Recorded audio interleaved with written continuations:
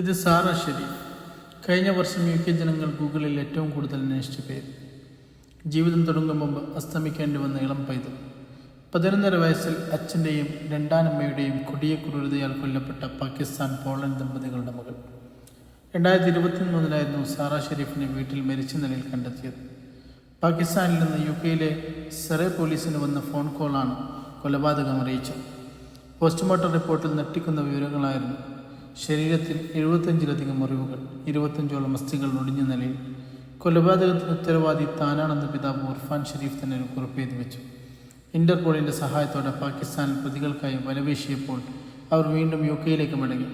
Flight ഇറങ്ങും മുമ്പ് ഉർഫാനെയും രണ്ടാനമ്മ ബീനാഷ് പത്തൂലിനെയും police arrest ചെയ്തു. 10 മാസത്തെ നീണ്ട വിചാരണക്കൊടുവിൽ അവർ കുറ്റക്കാരെന്ന് കോടതി കണ്ടെത്തി. 2009 ഉർഫാനും പോളണ്ടുകാരി ഉർഗയും തമ്മിൽ വിവാഹിതരായത്. 2011 അവർക്ക് സാറ ജനിക്കുന്നത്. 2015 വേർപിരിഞ്ഞതോടെ സാറ ഉർഫാനിലേക്ക് എത്തുന്നു. രണ്ടാം വിവാഹത്തോടെ സാറയുടെ ജീവിതത്തിൽ ദുരന്തത്തിൻ്റെ നാളുകളായിരുന്നു. അവസാനം അയാൾ കയ്യിലുണ്ടായിരുന്ന ബാറ്റ് കൊണ്ട് ആ കുഞ്ഞിനെ കൊല്ലുകയായിരുന്നു. നിഷ്കളങ്കമായി പുഞ്ചിരിക്കുന്ന ആ പൊന്നുമോളുടെ ചിത്രം ഇന്നും ഗൂഗിളിൽ കാണാൻ പറ്റും.